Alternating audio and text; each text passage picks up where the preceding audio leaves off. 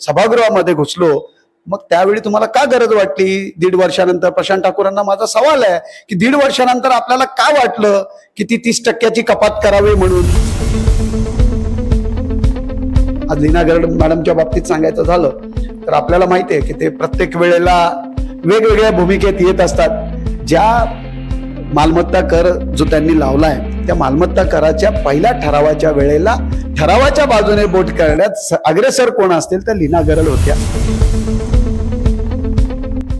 लीना गरड देखील तितक्याच आरोपी आहेत जितके आरोपी आदरणीय प्रशांत ठाकूर साहेब, त्यांचे बंधू जे या ठरावाला सूचक होते ते परेश ठाकूर, हे या सगळ्या याचे खरे गुन्हेगार आहेत असंच मला म्हणायचं. नमस्कार, मी शैलेश चव्हाण लढवय्या रोकठोकमध्ये आपलं स्वागत करतो. पनवेल विधानसभा निवडणूक आणि या विधानसभेकडे सर्वांचंच लक्ष लागलेले. काही दिवस माझ्यासोबत शेतकरी कामगार पक्षाचे युवा तरुण तडफदार असे नेते जिल्हा चिटणीस गणेश कडू साहेब आपल्यासोबत आहेत. नमस्कार सर. नमस्कार. कसं बघताय निवडणुकीच्या पार्श्वभूमीकडे, कशी तयारी सुरू आहे? आज आम्ही ज्या प्रकारे या निवडणुकीला सामोरे जातोय, आपण बघताय की मागील 15 वर्ष एकाच माणसाला या पनवेल विधानसभेमध्ये निवडून दिलं गेलेलं आहे आणि आज त्याचे दूरगामी दुष्परिणाम लोकांना भोगावे लागतात. आपण जर पाहिलं तर सर्वात मोठा जो शैलेशजी विषय आहे तो प्रॉपर्टी टॅक्सचा. या प्रॉपर्टी टॅक्सने खरंच आपल्या येथील सर्वसामान्य जनतेचे, म्हणजे माझ्या सकट तुमच्या सकट सगळ्यांचेच कंबरड मोडायचं काम केलेलं आहे. आमचं म्हणणंच हे होतं की तुम्ही ही महानगरपालिका करा, पण ही महानगरपालिका होत असताना तुम्ही सर्वप्रथम सिडकोच्या माध्यमातून जे लीज आहेत त्या सगळ्या लँड ज्या आहेत त्या फ्री होल्ड करा. आज तुम्ही सिडको हद्दीमध्ये राहता, तुम्हाला माहिती आहे की तुम्ही तुमच्या घराचे मालक नाही आहात, कारण मालक हे पुन्हा एकदा सिडकोच आहे. हे जर लँड फ्री होल्ड झाल्या असत्या तर आज जो मालमत्ता धारक आहे, जो मालमत्ता कर भरतोय, तो मालमत्ता धारक त्याच्या घराचा स्वतः मालक झाला असता. ही एक पहिली बाब. दुसरी बाब, हे करत असताना दूरगामी जे पाणी हवंय त्याचा विचार करणं गरजेचं होतं, पण कोणत्याही प्रकारची दूरदृष्टी नसल्यामुळे केवळ आपल्या बालहट्टापायी ही महानगरपालिका पनवेलवाल्यांच्या माथ्यावर थापली गेली. त्याच्यानंतर तदनंतर लगेचच जो महानगरपालिकेचा जीजीआ कर आहे, मालमत्ता कर आहे, तो या पनवेल महानगरपालिकेतील सत्ताधारी भाजपचे जे नगरसेवक होते त्यांच्याच माध्यमातून जनतेवरती लादला गेला. 46 विरुद्ध 25 अशा प्रकारचा ठराव त्यावेळी मंजूर करण्यात आला होता. 46 नगरसेवक जे भाजपचे आहेत ते सत्तेच्या त्या ठरावाच्या बाजूने होते. 25 जे नगरसेवक होते ते शेतकरी कामगार पक्ष आणि महाविकास आघाडीचे, असे 25 नगरसेवकांनी या सदर ठरावाला विरोध केला होता. पण केवळ आणि केवळ संख्याबळावरती त्यांनी हा ठराव पुढे रेटून नेऊन नागरिकांवरती हा जीजीआ कर आकारला गेलेला आहे. मालमत्ता कराबाबत तुम्ही सांगताय, मात्र आमदार प्रशांत ठाकूर यांनी आमच्या चॅनलला दिलेल्या मुलाखतीत ते असं सांगतात की शेतकरी कामगार पक्ष हे मालमत्ता कराबाबत दिशाभूल करत आहेत. मुळात म्हणजे 2-3 वर्षाचा तो कर एकत्र लागल्यामुळे तो आकडा वाढतोय, नाहीतर इतर महापालिकांपेक्षा कमी मालमत्ता कर आपल्या महापालिकेला, आणि विकास जर पाहिजे तर मालमत्ता कर हा भरावाच लागेल. साहेब, विकास हा हवा असेल तर मालमत्ता कर भरायला पाहिजे हे आम्हालाही ठाऊक आहे, कारण शेतकरी कामगार पक्षाचे आमदार या इथे देखील होते. या 15 वर्षातच विकास झालाय अशातला काही प्रकार जे काय म्हणतायत त्यांच्याप्रमाणे तसा विषय नाहीये. विकास होण्यासाठी मालमत्ता कर आकारावा, पण तो आकारत असताना त्याचे जे काही दर ठरलेले असतात ते दर त्याप्रमाणे ठरवायला हवे होते अशी आमची ठाम मागणी होती. जर ते म्हणतायत की अशा प्रकारे दिशाभूल केली जाते, मग तुम्हाला शेतकरी कामगार पक्ष आणि महाविकास आघाडीच्या माध्यमातून ज्यावेळी आम्ही आंदोलनं केली, आम्ही स्वतः नगरसेवक सगळे पीपीई किट घालून जीव धोक्यात घालून ज्यावेळी सभागृहामध्ये घुसलो, मग त्यावेळी तुम्हाला का गरज वाटली 1.5 वर्षानंतर? प्रशांत ठाकूरांना माझा सवाल आहे की 1.5 वर्षानंतर आपल्याला का वाटलं की ती 30% कपात करावी म्हणून? जर शेतकरी कामगार पक्ष दिशाभूल करत होता तर ती 30% पण जी सूट शेतकरी कामगार पक्ष महाविकास आघाडीच्या माध्यमातून मिळाले, मग ती का दिली? म्हणजे तुम्ही चुकी केली होती, तुम्ही चुकला होतात हे तुम्हाला मान्य करावं लागेल, कारण जोपर्यंत माणूस चुकत नाही तोपर्यंत ती सुधारण्याचा प्रयत्न करत नाही. आता तुम्ही आमच्यावरती टाव फोडून ओरडताय की आम्ही दिशाभूल करतोय, तर नव्हे, आम्ही दिशाभूल जर करत असतो तर जनतेने तो मालमत्ता कर मोठ्या संख्येने भरला असता. आज तुम्ही मला सांगा, सिडको हद्दीत राहणाऱ्या माणसाला एखाद्याच्या फ्लॅटला 600 रुपये पडत होते वर्षाचे, म्हणजे 50 रुपये महिना. आज तोच दर जर 3000-4000 म्हणजे दर महिन्याला जर तुम्हाला 500-600 रुपयापेक्षाही जास्त पैसे भरायला लागत असतील तर ते कसे मान्य करतील आणि तो कसा योग्य आहे हे तरी प्रशांतजींनी आम्हाला सांगावं. आणि माझं स्पष्ट म्हणणं आहे की केव्हाही अशा प्रकारचं डिबेट मालमत्ता कराबाबतीत लावावं, त्यांनी तिथे समोर यावं, त्यांनी त्यांची बाजू मांडावी, आम्ही आमची बाजू मांडतो. दूध का दूध पाणी का पाणी व्हायला वेळ लागणार नाही. आमदार प्रशांत ठाकूर यांनी 15 वर्ष कोणत्याच प्रकारचा विकास केला नाही असं देखील आपण सांगताय. मात्र जनता त्यांना 5 वर्षानंतर पुढच्या 5 वर्षात परत निवडून दिलं, म्हणजे 3 टर्म ते आमदार झाले, म्हणजे निवडून देणारी जनता जी आहे ती कोणत्या बेसवर त्यांना निवडून देते? साहेब, पैशाचा प्रचंड वापर आपल्याला माहिती आहे की पनवेल जी विधानसभा लढवली गेली पहिल्या वेळेला त्यावेळी पैशाचा वारेमाप प्रचंड वापर केला गेला आणि त्या पैशाच्या जोरावरती प्रशांत ठाकूर पहिल्यांदा या पनवेल विधानसभेवरती निवडून आले. त्यावेळी ते काँग्रेसमध्ये होते. म्हणजे त्यांना ते अगदी चांगलं जमतं की योग्य वेळी योग्य संधीचा कसा लाभ उचलायचा हे जर कोणाकडनं शिकायचं असेल तर प्रशांत ठाकूर यांच्याकडनं शिकायचं आहे. पहिल्यांदा ते काँग्रेसमध्ये गेले त्यावेळी त्यांना शेतकरी कामगार पक्ष छोटा पक्ष वाटायला लागला. त्यांचं म्हणणंच तसं होतं की शेतकरी कामगार पक्ष हा छोटा पक्ष आहे. ज्या शेतकरी कामगार पक्षाने त्यांच्याच पिताश्रींना 2 वेळा या इथे शेतकरी कामगार पक्षाच्या लढवय्या कार्यकर्त्यांकडनं खासदार बनवलं गेलं त्यावेळी यांना हा शेतकरी कामगार पक्ष छोटा वाटला नाही. परंतु त्यांना लक्षात आलं की हे कुठेही शेतकरी कामगार पक्षाचे जे नेते मंडळी आहेत हे तत्वाशी तडजोड करायला तयार नाहीयेत. मग अशा वेळात वाऱ्याचा रोग बघून त्यांनी काँग्रेस पक्षामध्ये प्रवेश केला. मग त्यावेळी ते राहुल गांधी त्यांना अतिशय जवळचे निकटवर्तीय वाटायला लागले. 5 वर्षात राहुल गांधी आणि त्यांच्या निकटवर्तीमध्ये संबंध चांगले असताना त्यांनी जी गरळ ओकले मोदी साहेबांच्या बाबतीतली जे मोर्चे काढलेत ते आपण सगळ्यांनी बघितलेले आहेत. सर्वसामान्य जनतेलाही ते माहिती आहे. आणि अचानक हे सगळं सुटलं आणि आमचा जे प्रेम आहे प्रशांत ठाकूरांचं प्रेम आहे ते अचानक भाजपवरती आणि मोदींवरती जायला सुरुवात झाली. विकासाच्या जर गोष्टी प्रशांत ठाकूर साहेब करत असतील तर तुम्ही मला सांगा की त्यांच्याच घराजवळ असलेला गांधी हॉस्पिटलच्या इथून कोहिनूर टेक्निकलच्या इथून सुरू असलेला पूल एसटी स्टँडच्या इथे उतरतो तो आजही पूर्ण नाही झाला. मी फक्त पनवेल शहराबाबतीतच बोलतोय. दुसरा विषय जे BOT वरती अतिशय सुंदर पनवेल एसटी स्टँड बनणार होतं आज ते पनवेल एसटी स्टँड कुठेही आपल्याला बनलेलं दिसत नाही. हा 15 वर्षाचा इतिहास आहे. 15 वर्षात तुम्ही इथे आहात, मी इथे. जी बकाल अवस्था एसटी स्टँडची झालेली आहे ती अतिशय दयनीय आहे. रिलायन्स BOT तत्वावरती अगदी पनवेल एसटी जी येणार होती ती त्या ब्रिजवरना वरच्या वरच जाऊन आतमध्ये एंटर करून पुन्हा एकदा वरच्या वरच बाहेर जाणार होती. कोणालाही कुठलाही इंटरफरन्स न होता खालच्या ठिकाणी BOT तत्वावरती मोठे मोठे शॉपिंग कॉम्प्लेक्स तिथे तयार होणार होतं. परंतु ते का बंद झालं याचा जबाब याचा उत्तर नक्कीच प्रशांत ठाकूर यांनी द्यायला पाहिजे अशी माझी अपेक्षा आहे. कर्नाळा बँक हा एकच विषय त्यांच्याकडे आजपर्यंत राहिलेला आहे. दुसरा कोणताही विषय ते घेऊ शकत नाहीयेत. कारण कर्नाळा बँकेच्या बाबतीत जर आपण बघितलं तर कर्नाळा बँक एकमेव अशी बँक आहे जिच्या 97% ठेवीदारांना त्यांचे पैसे परत मिळालेले आहेत.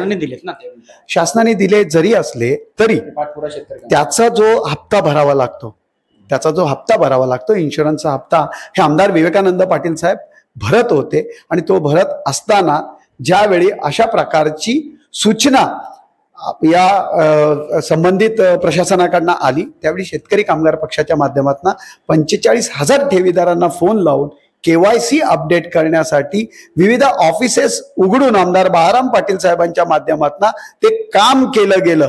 आम्ही रस्त्यावर बोंबलत बसणं, रस्त्यावरच्या उगतच्या लढाया करणं असं कोणतेही काम न करता प्रॅक्टिकली त्या लोकांचे पैसे हे प्रत्येकाच्या 5-5 लाखांमध्ये कसे स्प्लिट होतील याच्यासाठी आमदार बहाराम पाटील साहेब आणि त्याच्या अंडर सर्वच शेतकरी कामगार पक्षाच्या कार्यकर्त्यांनी ते काम केलं. माझा सवाल उलटा आहे की या इथे महाड बँक पण बुडलेली आहे. प्रशांत ठाकूर कधीच त्याच्या बाबतीत बोलत नाहीत. प्रशांत ठाकूर साहेबांना एक सांगावं लागेल की पेण अर्बन बँक बुडलेली आहे. त्या पेण अर्बन बँकेबाबतीत पण प्रशांत ठाकूर साहेब कधीच इथे काही बोललेले नाहीत. केवळ आणि केवळ कर्नाळा बँक आणि कर्नाळा बँक याच कर्नाळा बँकेचे जे चेअरमन आहेत आमदार विवेकानंद पाटील साहेब यांनी ज्या दिवशी त्यांना अशा प्रकारे सजेचा विषय आला, अटक झाली, त्याच क्षणाला त्याच दिवशी स्वतः ऍफिडेव्हिट हायकोर्टाला देऊन सांगितलं की माझी जेवढी प्रॉपर्टी आहे तेवढी प्रॉपर्टी विकून ठेवीदारांचे पैसे ठेवीदारांना परत करा. मला वाटतं असे एकमेव संचालक चेअरमन असतील कर्नाळा बँकेचे की ज्यांनी अशा प्रकारे आपली मालमत्ता देऊन लोकांचे पैसे परत द्या अशा प्रकारे सांगितलं. मुळात एक मोठ्या प्रकारचा स्कॅम बालदी आणि प्रशांत ठाकूर यांच्या माध्यमातून करून आमदार विवेकानंद पाटील साहेबांना अडकवलं गेलेलं आहे. बीजेपीच्या माध्यमातून विवेक पाटील असतील, बाळाराम पाटील साहेब असतील यांना निरनिराळ्या ऑफर्स आल्या होत्या, पण शेतकरी कामगार पक्षाची ध्येय धोरणं सोडण्यास कधीच विवेकानंद पाटील साहेब आणि बाळाराम पाटील साहेब हे तयार नव्हते. त्यांनी त्यांच्या त्या विचारांना तिलांजली देण्याचा कधीच विचार त्यांच्या मनाला शिवला नाही. मग अशा अवस्थेत जसं संपूर्ण देशभर चाललंय अगदी त्याच धर्तीवर ईडी आणि सीआयडीच्या मार्फत आमच्या आमदार विवेकानंद पाटील साहेबांना जी बँक प्रशांत ठाकूर यांच्या वाढदिवसाचं औचित्य साधून तयार केली गेली होती ती बुडवण्याचं काम देखील प्रशांत ठाकूर साहेब यांच्याच माध्यमातून झालेलं आहे असा माझा आरोप आहे. आज जाहीर झाली होती आणि त्याच्यानंतर आता लीना गरड हा जो दुजाभाव झाला होता साहेब त्याच्यामुळे तिसऱ्याला लाभ होऊ शकतो का, कसं बघताय? कारण की सगळा विषय आज हा वरच्या लेवलचा विषय आघाडी महाविकास आघाडीचा शेतकरी कामगार पक्ष हा पहिला प्रमुख घटक आहे. कारण शिवसेना या महाविकास आघाडीत येण्याआधी आधीची जी आम्ही इलेक्शन्स लढवलेली आहेत ते तुम्ही पाहिलेली आहेत. शेतकरी कामगार पक्ष या पनवेल रायगडमध्ये मोठा बंधू म्हणूनच राहिलेला आहे. त्यामुळे शेतकरी कामगार पक्ष, काँग्रेस आणि राष्ट्रवादी काँग्रेस ही पहिली महाविकास आघाडीची मोठ होती या पनवेल उरणमध्ये किंवा रायगड जिल्ह्यामध्ये. पनवेल महानगरपालिकेच्या वेळी शिवसेनेने एक प्रयोग करून बघितला की शिवसेना स्वतंत्र राहिली. ती स्वतंत्र राहत असताना शिवसेनेला अशाच यांच्या वरिष्ठ नेत्यांच्या हट्टामुळे शेतकरी कामगार पक्ष आणि महाविकास आघाडीची फारकत घेतल्यानंतर एकही जागा या पनवेल महानगरपालिकेमध्ये मिळवता आली नाही. आज लीना गरड मॅडमच्या बाबतीत सांगायचं झालं तर आपल्याला माहिती आहे की ते प्रत्येक वेळेला वेगवेगळ्या भूमिकेत येत असतात. ज्या मालमत्ता कर जो त्यांनी लावलाय त्या मालमत्ता कराच्या पहिल्या ठरावाच्या वेळेला ठरावाच्या बाजूने बोट करण्यात अग्रेसर कोण असतील तर लीना गरड होत्या.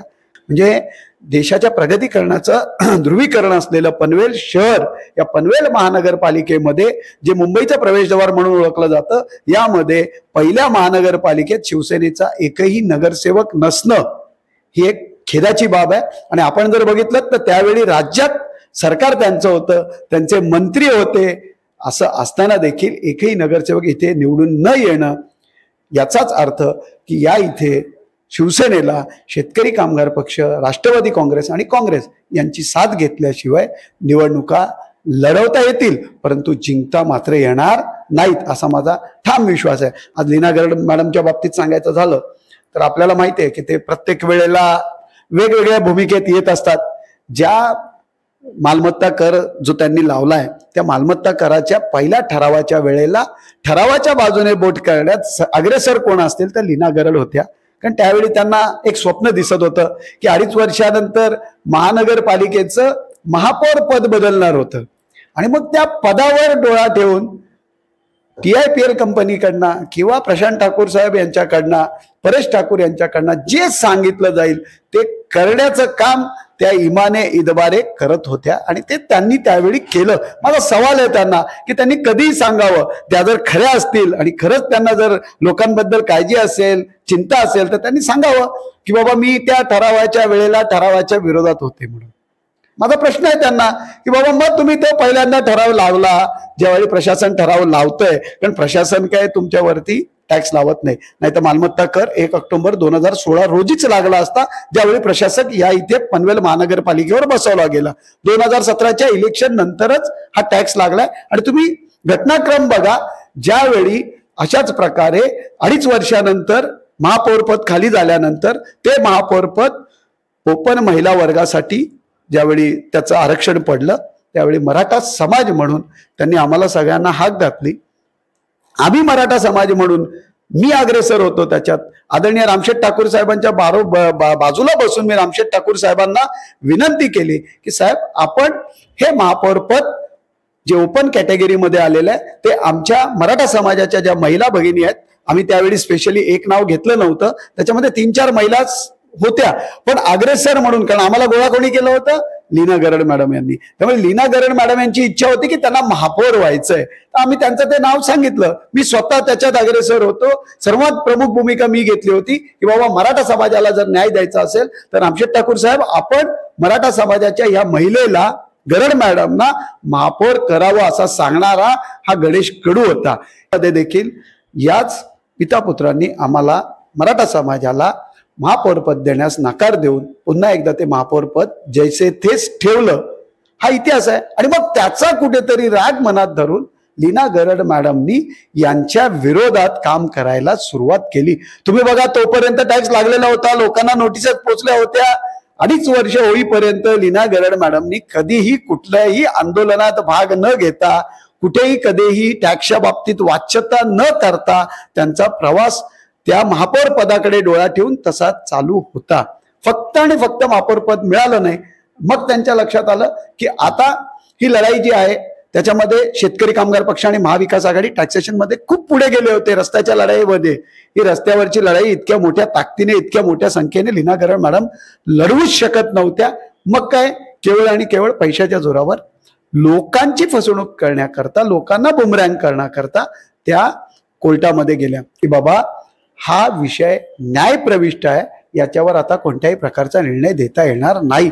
जर या मालमत्ता कराबाबतीत त्यावेळी आम्ही सांगितल्याप्रमाणे, बाळाराम पाटील असतील आमदार यांनी सांगितल्याप्रमाणे जर ऐकलं असतं, कोर्टात गेल्या नसत्या, तर कदाचित हा टॅक्स 30% ऐवजी 50% किंवा 70% इतका कमी करण्यात महाविकास आघाडी आणि बाळाराम पाटील साहेबांना आमच्या सगळ्या नगरसेवकांच्या बाबतीत, महाविकास आघाडीच्या नगरसेवकांच्या बाबतीत यश मिळालं असतं. त्यामुळे मला एक नक्की सांगायचं आहे, हे जे काय पातक आहे, हे टॅक्स पातकात लीना गरड देखील तितक्याच आरोपी आहेत जितके आरोपी आदरणीय प्रशांत ठाकूर साहेब, त्यांचे बंधू जे या ठरावाला सूचक होते ते परेश ठाकूर, हे या सगळ्या याचे खरे गुन्हेगार आहेत असंच मला म्हणायचं. असं म्हणणं आहे की मी बाहेरचा उमेदवार असल्यामुळे हे आता स्थानिक सगळे एकत्र झालेत आणि मला वेगळं केलं जाते. तुमच्यासाठी मराठा समाज किंवा पक्ष? सर, मराठा समाज म्हणून आम्ही ज्या 2 बैठका घेतल्या होत्या, सर्वप्रथम मी माझ्या पक्षाला पण सांगितलं होतं की यावेळी आमच्या मनोजदादा जरांगे यांची जी भूमिका ठरेल त्या भूमिकेसोबत मला राहणं भाग पडणार आहे. कारण समाज हा मराठा समाज जो आहे, या मराठा समाजाच्या बाबतीत जी काय अवहेलना आमची केलेली आहे भाजप सरकारनी, त्यामुळे आम्ही मनोजदादा जरांगे यांना आमचं नेतृत्व मानतो. त्यांचा जो आदेश येईल त्या आदेशाप्रमाणे मला काम करणं भाग पडेल असं मी आधी सांगितलं होतं. आणि तशा प्रकारे अशा इथे 2 बैठका सकल मराठा समाज पनवेल महानगर अशा 2 बैठका आम्ही घेतल्या. पहिली बैठक घेतली खांदा कॉलनीत. या बैठकीला लीना गरड मॅडम नेहमीप्रमाणे गैरहजर होत्या. दुसरी बैठक जी घेतली ती खास त्यांच्या घराजवळ खारघर येथे घेतली. या खारघरच्या बैठकीला देखील लीना गरड स्वतः हजर नव्हत्या. त्यांचे मिस्टर तिथे आले होते. आमचा प्रयत्नच तो होता की बाबा सकल मराठा समाज म्हणून आपण आपल्या इथून पनवेल विधानसभेला एक उमेदवार द्यायचा. त्याच्यात प्रामुख्याने सगळ्या मराठा समाजाची एक भूमिका होती की त्याच्यामध्ये ते माझं नाव अग्रस्थानी घेत होते. मी त्यावेळी त्यांना सांगितलं होतं की सध्या माझी निवडणूक लढवण्याची कोणत्याही प्रकारची मनापासून इच्छा नाही, पण जरांगे दादांनी जर सांगितलंच तर आपण नक्की विचार करू. पण मी पेक्षा पण जे कोण आता इच्छुक आहेत, ज्यांनी डिक्लेअर केलेलं की आम्ही उमेदवारी लढवणारच, अशामध्ये लीना गरड या अग्रेसर होत्या. त्यामुळे आम्हाला वाटत होतं कदाचित लीना गरड या मराठा समाजाकडनं उमेदवारी लढवायला इच्छुक होतील, त्या येतील आणि आम्हाला सांगतील की यस, मी मराठा समाजाकडनं निवडणूक लढवायला तयार आहे. आम्ही वारंवार विचारल्यानंतर देखील त्यांचे पती तिथे असताना गरड साहेबांनी देखील कोणत्याही प्रकारची वाच्यता तिथे मराठा समाज म्हणून निवडणूक लढवू अशी केलेली नाही. जरांगे पाटलांची भूमिका स्पष्ट आहे की भाजपला पाडा. ज्यांनी आपल्याला आरक्षण दिलं नाही, छत्रपती शिवाजी महाराजांच्या पुतळ्यावरती डोक्यावर हात ठेवून, मस्तकावर हात ठेवून, छत्रपतींच्या मस्तकावर हात ठेवल्यानंतर जी शपथ घेतली शिंदे साहेबांनी आणि सांगितलं की आम्ही मराठा समाजाला आरक्षण देऊ, पण ते आरक्षण काय आम्हाला मिळालं नाही. त्यामुळे जरांगे दादांची भूमिका स्पष्ट आहे की तुम्ही भाजपला पाडा. आणि ते पाडत असताना जो उमेदवार तुम्हाला कॅपेबल वाटेल, जो उमेदवार तगडी लढत देऊन त्या भाजपच्या उमेदवाराला पाडू शकेल, त्याच उमेदवाराला तुम्ही पाठिंबा द्या. म्हणून मी माझं पाठिंबा जो आहे, म्हणजे माझा वैयक्तिक, मी जे शेका पक्षाचं काम करतोय ॲज अ जिल्हा चिटणीस म्हणून पुन्हा एकदा मी माझं जिल्हा चिटणीस पदाच्या इथे येऊन शेतकरी कामगार पक्षाचे उमेदवार बाळाराम पाटील साहेब हेच निवडून येतील अशी मला खात्री आहे. म्हणून मी त्यांच्यासोबत काम. मतदारांना काय आव्हान करा? मतदारांना एकच आव्हान करेल की गेली 15 वर्ष आपण एकच आमदार दिलात. ना एसटी स्टँड बदललं, ना पूल झाला, ना पाण्याची समस्या सुटल्या, ना तुमच्यावरती टॅक्सचा विषय आहे त्याच्यावरती कधी या आमदार महोदयांनी वाच्यता केली. आज वर्ष देखील मला नाही वाटत की अशाच प्रकारे आपण जर यांना निवडून दिलं तर पाण्याची दुरावस्था ही तीच राहील. इतर जे प्रश्न आहेत, नैनासारखा प्रश्न आहे, शेतकऱ्यांच्या जागा 40%, 60%, हा एक मोठा विषय आहे. आज पाणी, रोड, तुमच्याकडे असणारे रोजगार, तुमच्याकडे असणारे रस्ते, तुमच्याकडे असलेलं आधुनिक शिक्षण, तुमच्याकडे असलेले क्रीडा, या सगळ्या बाबतीत जर तुम्हाला बघायचं असेल तर आणि तर बाळाराम पाटील साहेबांना निवडून द्यावा लागेल. दुसरा एक मोठा आणि अतिशय निकडीचा जो विषय आहे की आम्ही या इथे सत्तेत असताना, जयंत म्हात्रे साहेब नगराध्यक्ष असताना 2001 ते 2000 या 5 काळामध्ये आपण एक मॉडेल तयार केलं होतं. माझ्या ज्या झोपडपट्टी वासी आहेत त्या बांधवांना आमचे दिवंगत नेते शंकरजी मंजुळे आणि आमचे धोत्रे साहेब, रामदास धोत्रे साहेब यांनी प्रचंड मेहनत घेऊन तशा प्रकारचं मॉडेल तयार केलं होतं. आमदार विवेकानंद पाटील साहेब असतील, आमदार बाळाराम पाटील साहेब असतील आणि त्यावेळेचे आदर्श नगराध्यक्ष जयंत म्हात्रे साहेब असतील, यांच्या माध्यमातून माझ्या झोपडपट्टी वासियांना राजस्थानला नेऊन तशा प्रकारचं मॉडेल दाखवलं होतं. साहेब यांनी पुराचं म्हणजे ते उद्घाटन रामशेठ ठाकूर साहेबांच्या हस्ते झालं. 2004 सालानंतर त्यांना काँग्रेसमध्ये जायचं होतं, ते काँग्रेसमध्ये गेले. 2005 साली पूर आला, त्या पुराचं कारण देऊन सगळ्या झोपडपट्टीवासियांची दिशाभूल केली. आज 2005 ते 2024 या 19 वर्षात माझ्या झोपडपट्टीवासियांना, बांधवांना त्याच झोपडपट्टीमध्ये राहण्याचे जे कोण दोषी असतील तर त्याच्यामध्ये आमदार प्रशांत ठाकूर साहेब असतील आणि आपले रामशेठ ठाकूर साहेब यांचा 100% त्याच्यात. पंचायत समिती असेल, रायगड जिल्हा परिषदेमध्ये शेतकरी कामगार पक्षाचं चांगलं बलाढ्य वर्चस्व होतं. पंचायत समितीची बिल्डिंग अजून धुळकात पडली आहे, तर ती का खोळंबत पडलेली आहे? त्याचं कारण मला वाटतं प्रशांत ठाकूर साहेबांनाच विचारलं पाहिजे. का विचारलं पाहिजे त्याचं कारण सांगतो. कारण तिथे जे आपण बघितलेत की माझ्या झोपडपट्टी धारकांची घरं आहेत. आज प्रशांत ठाकूर यांना ज्यावेळी बीओटी तत्वावर एखादं काम मिळत नाही त्यावेळी ते जाऊन ते कॅन्सल करतात. इथे देखील ती झोपडपट्टी न काढण्याचं कारणच हे की पुढील 15 वर्षात त्यांच्याकडे बाकी मुद्दे नसतात. मग मुद्दे कोणते काढायचे? तर अशा प्रकारचे मुद्दे. मला सांगा, एखाद्याला बीओटी वरती दिलेला विषय आहे, त्यावेळी इथे आश्वासित केलं गेलं होतं, आमदारांना मध्यस्थी करून आश्वासित केलं गेलं होतं की ते बिचारे उघडपणे यांना बोलूही शकत नाहीत.